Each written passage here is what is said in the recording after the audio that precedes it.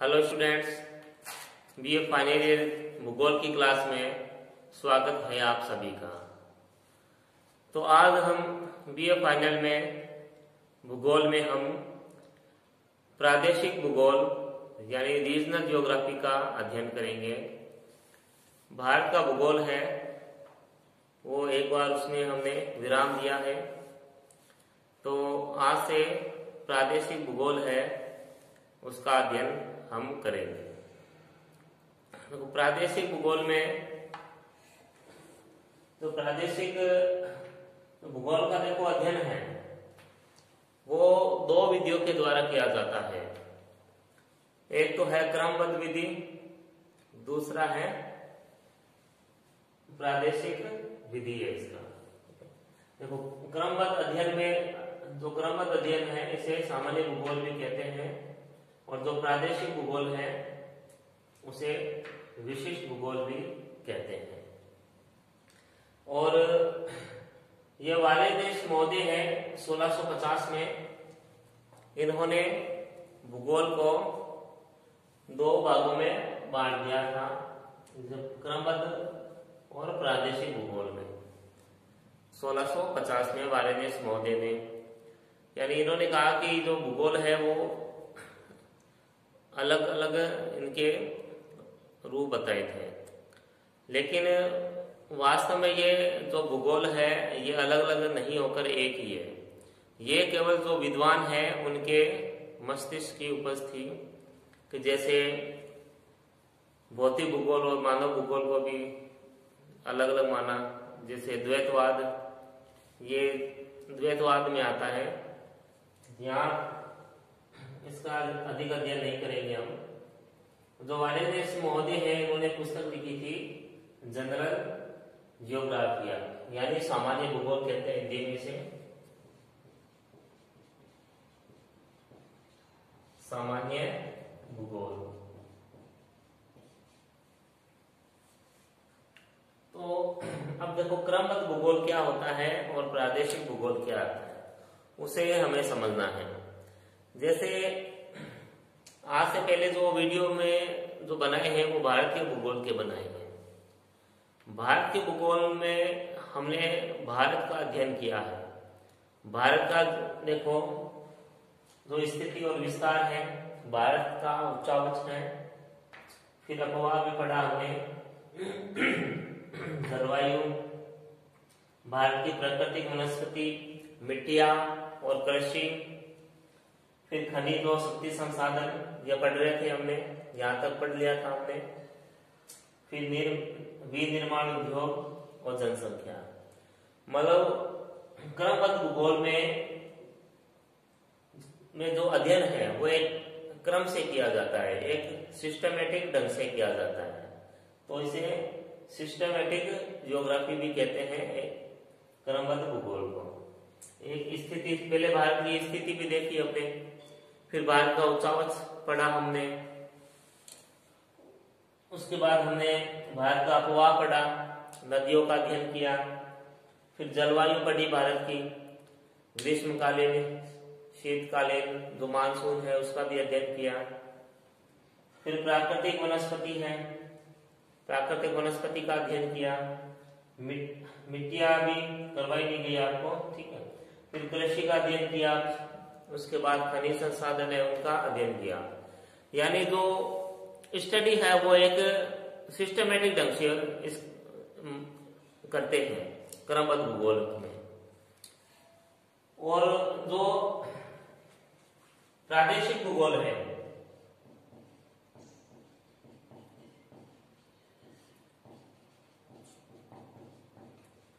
प्रादेशिक भूगोल में हम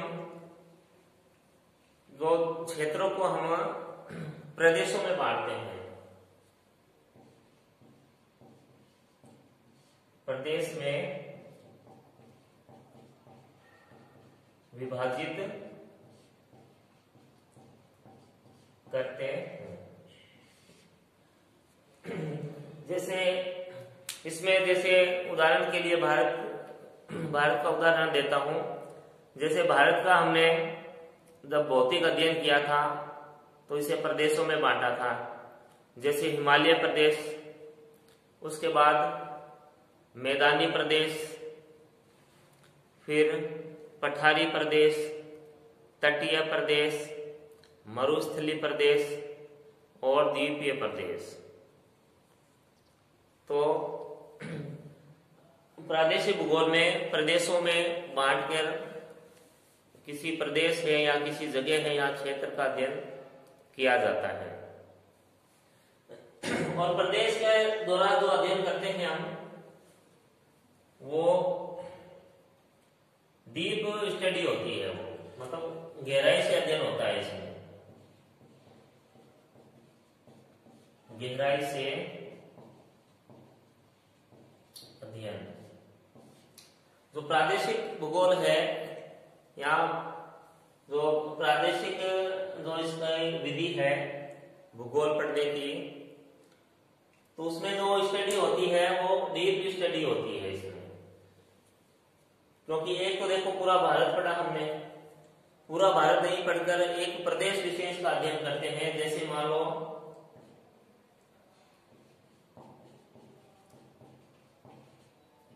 हिमालय का अध्ययन करना है, तो हमने इसे पर्वतीय क्षेत्र कहा है, इसको पर्वतीय प्रदेश कह दिया इसे, या हिमालय प्रदेश भी कह देते हैं। तो इसमें केवल हिमालय का अध्ययन करेंगे। तो जब हिमालय का अध्ययन करेंगे तो हिमालय से संबंधित छोटी से छोटी जो जानकारी है वो हम प्राप्त करेंगे। वही अगर हम भारत की दृष्टि से अध्ययन करेंगे तो डीप स्टडी नहीं हो पाएगी। तो भारत के अंदर जो मुख्य जो जानकारी है वो ही हम पढ़ पाएंगे। जो बहुत सी ऐसी छोटी छोटी चीजें भी होती है, बहुत सी ऐसी छोटी नदियां भी प्रवाहित होती है क्षेत्रों से, उनका अध्ययन नहीं हो पाता क्रमबद्ध में, जबकि प्रादेशिक में वो अध्ययन हो पाता है। अब जैसे मान लो एक तो हम पूरे राजस्थान का अध्ययन करें और एक अध्ययन हम केवल अपने गंगानगर क्षेत्र का करें, तो पूरे राजस्थान में करेंगे तो गंगानगर का जो अध्ययन है वो बहुत ही मतलब बारीकी से नहीं हो पाएगा। अगर केवल गंगानगर का अध्ययन करेंगे हम तो उसका जो अध्ययन है वो बारीकी से हो पाएगा। और देखो यही फर्क होता है इसमें क्रमबद्ध भूगोल और प्रादेशिक भूगोल में। तो वार्यदेश महोदय थे, देखो इन्होंने इसे दो भागों में बांट दिया था, और केवल क्रमबद्ध भूगोल या प्रादेशिक भूगोल ही नहीं बल्कि भौतिक भूगोल और मानव भूगोल, इस तरीके से 5 है इसमें, 4-5 द्वैतवाद इसमें मिलते हैं भूगोल में। तो क्रमबद्ध प्रादेशिक अध्ययन में अंतर बताने के बाद हम सिलेबस देखते हैं अपना, जो बीए फाइनल की क्लास में हम पढ़ेंगे। तो सिलेबस में फर्स्ट यूनिट में है प्रदेश की अवधारणा है, और जो प्रदेश है इसका वर्गीकरण है। फिर भौगोलिक और आर्थिक प्रदेश है। उसके बाद विश्व के प्राकृतिक प्रदेश है। इन प्राकृतिक प्रदेशों में मानसूनी प्रदेश पढ़ेंगे। फिर भूमध्य सागरीय प्रदेश का अध्ययन करेंगे। फिर उष्ण मरुस्थल है। उसके बाद पेरी प्रदेश है। तो पहली इकाई में इन सभी का अध्ययन करेंगे। फिर द्वितीय इकाई है, सेकेंड यूनिट है, इसमें जो प्रादेशिक अध्ययन है वो अमेरिका का है। इसमें जो यूएसए है उसका अध्ययन हम करेंगे। सेकेंड यूनिट में उसका प्रादेशिक अध्ययन करेंगे। उसके बाद थर्ड यूनिट है। थर्ड यूनिट में हम प्रादेशिक अध्ययन चीन का करेंगे। चाइना के विषय में हम जानकारी प्राप्त करेंगे। उसके बाद है फोर्थ इकाई है, फोर्थ यूनिट है अपनी। इसमें जो प्रादेशिक अध्ययन है वो दक्षिण अफ्रीका और अर्जेंटीना का है। अर्जेंटीना और दक्षिण अफ्रीका। अर्जेंटीना देश है दक्षिणी अमेरिका का देश है, और दक्षिण अफ्रीका है वो अफ्रीका महाद्वीप का देश है। उसके बाद जो अंतिम और 5वीं इकाई हमारी रहेगी, उसमें जो प्रादेशिक अध्ययन है वो बांग्लादेश, नेपाल और श्रीलंका का करेंगे। अब ये तीनों ही भारत के पड़ोसी देश हैं, बांग्लादेश है, नेपाल है और समुद्री सीमा लगती है इससे, श्रीलंका से। समुद्र में स्थित भारत का सबसे निकट का पड़ोसी देश है श्रीलंका। तो प्रादेशिक भूगोल को विश्व भूगोल भी कहते हैं। तो इसमें संपूर्ण विश्व की जानकारी प्राप्त करते हैं। तो इसका आप चाहो तो स्क्रीनशॉट ले सकते हो सिलेबस की, जो प्रादेशिक भूगोल है और क्रमबद्ध भूगोल में जो अंतर बताया है, इसकी स्क्रीनशॉट आप ले सकते हो। फिर देखिए, प्रदेश का जो वर्गीकरण है वो 7 भागों में किया गया है। सामान्य प्रदेश, विशिष्ट प्रदेश, स्वरूपीय प्रदेश, कर्मोपलक्षी प्रदेश, नगर प्रदेश, नियोजन प्रदेश और प्राकृतिक प्रदेश। तो ये 7 भागों में इसका वर्गीकरण है। तो सामान्य प्रदेश उन्हें कहेंगे कि कोई प्रदेश है, उस जैसे लक्षण कई जगह या कई अन्य क्षेत्रों में भी मिलते हैं, एक समान लक्षण। अब जैसे भूमध्य सागरीय क्षेत्र है, जो भूमध्य सागरीय क्षेत्र है तो उस तरह के जो लक्षण है या वो प्रकृति है वो कई अन्य जगह भी देखने को मिलती है। जैसे उत्तरी अमेरिका के कैलिफोर्निया में भूमध्य सागरीय प्रदेश के लक्षण हैं वो मिलते हैं, और फिर जो दक्षिणी अमेरिका में, मध्य चिली में, अफ्रीका और ऑस्ट्रेलिया के दक्षिणी पश्चिमी भागों में प्राकृतिक वनस्पति के कुछ ये प्रदेश है, ये हमें मिलते हैं। जो भूमध्य सागरीय जो प्रदेश है, जब हम करेंगे इसका भूमध्य सागरीय का अध्ययन करेंगे तब हम देखेंगे जो भूमध्य सागरीय प्रदेश है वो कई अन्य क्षेत्रों में भी फैले हुए हैं। तो इन्हें सामान्य प्रदेश कहा गया, यानी एक जैसे लक्षण कई अन्य जगह भी मिलना उस प्रदेश के, तो वो है सामान्य प्रदेश। उसके बाद है विशिष्ट प्रदेश। विशिष्ट प्रदेश का अर्थ यह हो गया कि ऐसा प्रदेश जिसका एक ही नाम हो, एक ही उसका आकार हो और उसकी आकृति हो, संरचना और प्रतिरूप, यानी उसकी एक ही पहचान हो। जिसमें उदाहरण है जैसे मेसोपोटामिया,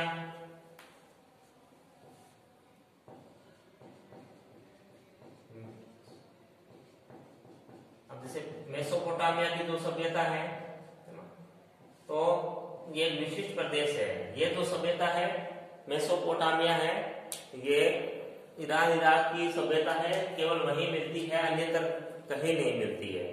उसके बाद है जैसे अगला उदाहरण है भाबर प्रदेश का है। इसमें अब देखो भाबर प्रदेश आपको करवाया था हिमालय क्षेत्र, हिमालय हमने जब पढ़ा था, देखो जो भाबर क्षेत्र है इसमें क्या है, एक पथरीला क्षेत्र होता है जो नदियां बहा के लाती है, कंकड़ पत्थर यहाँ वो एकत्रित हो जाते हैं और नदी यहाँ अदृश्य हो जाती है। भाबर प्रदेश में अदृश्य हो जाती है, और जो तराई प्रदेश है नदी वापस दृश्य हो जाती है। ये बताया था आपको। तो भाबर प्रदेश की जो देखो लक्षण है या इसकी जो विशेषताएं हैं वो केवल यही मिलेगी और कहीं नहीं मिलेगी, हिमालय के पास ही मिलेगी, हिमालय के नीचे, जस्ट नीचे। तो इसलिए इन्हें विशिष्ट प्रदेश इन्हें कहते हैं। उसके बाद नेक्स्ट है स्वरूपीय प्रदेश। देखो स्वरूपीय प्रदेश में है कि ये प्रदेश किसी भूखंड में विशेष रूप से समस्वरूपित लक्षणों के घटित होने या पाए जाने पर आधारित है, जैसे गंगा यमुना दोआब अथवा मेवाड़ की उच्च भूमि दक्षिणी राजस्थान में। तो यह स्वरूपीय प्रदेश है। उसके बाद है नेक्स्ट कर्मोपलक्षी प्रदेश। अब कर्मोपलक्षी प्रदेश को फंक्शनल रीजन्स कहते हैं। देखो ये जो क्षेत्र होते हैं कर्मोपलक्षी क्षेत्र है, ये जो क्षेत्र है ये कार्य संगठन की यहाँ एकता होती है, यानी यहाँ बहुत अधिक जैसे इंडस्ट्रिया वगैरह होती है, बहुत अधिक यहाँ जो कार्यकारी जनसंख्या है काम करने वाली, वो लोग यहाँ अधिक निवास करते हैं। कार्य संगठन की यहाँ एकता होती है और इसके भागों में पारस्परिक निर्भरता रहती है, यानी एक दो क्षेत्र है दूसरे पे निर्भर रहता है। जैसे कर्मोपलक्षी जो प्रदेश है, ये जो नगर प्रदेश है इस पे निर्भर करता है, क्योंकि नगर प्रदेश है ये सिटी रीजन्स कहते हैं इसे, ये बहुत बड़े प्रदेश होते हैं। तो यहाँ से जो लोग हैं यहाँ कार्य करने आते हैं तो ये निर्भर रहते हैं एक दूसरे पर। और जो कर्मोपलक्षी प्रदेश है इनको जोड़ने के लिए परिवहन और यातायात की अच्छी व्यवस्था होती है, क्योंकि जो लोग हैं कार्यशील जनसंख्या है, अपने कार्य पे आने जाने के लिए यातायात की यहाँ आवश्यकता पड़ती है। उसके बाद है नगर प्रदेश है। तो इसमें देखो किसी बड़े प्रदेश के चारों ओर का जितना क्षेत्र कर्मोपलक्षी संबंधों के द्वारा उस महानगर से जुड़ा होता है और उस नगर के द्वारा प्रभावित होता है। और इस जो नगर प्रदेश में कोलकाता प्रदेश, मुंबई प्रदेश, मॉस्को प्रदेश, टोक्यो प्रदेश, लंदन प्रदेश और न्यूयॉर्क प्रदेश, ये इनको शामिल किया जाता है नगर प्रदेश में। उसके बाद नेक्स्ट है नियोजन प्रदेश। अब जो नियोजन प्रदेश होते हैं वो प्रशासन या किसी संगठन द्वारा अल्पकाल के लिए उपयोग में लाया जाता है, एक मतलब कुछ समय के लिए ही उपयोग में लाया जाता है। उसके बाद जो नियोजन प्रदेश है उसका जो महत्व है वो कम हो जाता है या समाप्त हो जाता है। उसके बाद है प्राकृतिक प्रदेश। देखो प्राकृतिक जो प्रदेश है जैसे भू संरचना प्रदेश, उच्चावच प्रदेश, मिट्टी प्रदेश और वनस्पति प्रदेश, यानी जो जिनका निर्माण प्रकृति के द्वारा हुआ है या प्रकृति का जो अधिक देखने को मिलते हैं, जो प्राकृतिक लक्षण हमें अधिक देखने को मिलते हैं या जो प्रकृति से अधिक प्रभावित होते हैं, तो यह है प्राकृतिक प्रदेश। तो इनके अलावा प्राकृतिक प्रदेश है, तो आजकल भूगोल में प्राकृतिक प्रदेश है, जो प्राकृतिक है इसका यूज कम होने लगा है। प्राकृतिक की जगह जो भौगोलिक प्रदेश है इसका उपयोग अधिक होने लग गया है भूगोल में, प्राकृतिक का कम होने लग गया है। अब देखो भौगोलिक प्रदेश में जैसे उच्चावच के आधार पर भौगोलिक प्रदेश को भी देखो अलग अलग भागों में बांटते हैं। जैसे उच्चावच के आधार पर पर्वतीय प्रदेश, पठारी प्रदेश, मैदानी प्रदेश और तटीय प्रदेश। उसके बाद जलवायु के आधार पर जो विभाजन है उसमें भूमध्य सागरीय प्रदेश, मानसूनी प्रदेश, भूमध्य रेखीय प्रदेश, उष्ण मरुस्थल, टुंड्रा आदि प्रदेश। फिर वनस्पति के आधार पर जो वर्गीकरण है उसमें है वन प्रदेश, घास स्थल प्रदेश और मरुस्थल प्रदेश है। उसके बाद है दो या दो से अधिक भौगोलिक तत्वों पर आधारित प्रदेश, जैसे टेगा प्रदेश जो कि जलवायु, मिट्टी और वनस्पति पर आधारित होता है। सवाना प्रदेश, अफ्रीका महाद्वीप में जो सवाना घास पाई जाती है उसके आधार पर इसका विभाजन किया है। प्रेरी और स्टेपी प्रदेश है। फिर इसमें है आर्थिक व्यवसायों पर आधारित प्रदेश, जैसे पशुचारण प्रदेश, डेयरी प्रदेश, निर्माण उद्योग प्रदेश, कृषि प्रदेश, चावल प्रदेश, अंगूर उत्पादक प्रदेश, कपास की पेटी, मक्का की पेटी, गेहूं की पेटी। ये जो प्रदेश है ये आर्थिक व्यवसाय यहाँ अधिक होते हैं, चाहे कृषि से संबंधित हो या कोई खनिज से संबंधित हो। उसके बाद है मृदा प्रदेश, फिर शैलिक प्रदेश आदि। तो भौगोलिक प्रदेश है ये, मतलब प्रदेश का वर्गीकरण हमने पढ़ा है। तो आज के लिए इतना ही। तब तक घर पे रहें, स्वस्थ रहें। धन्यवाद।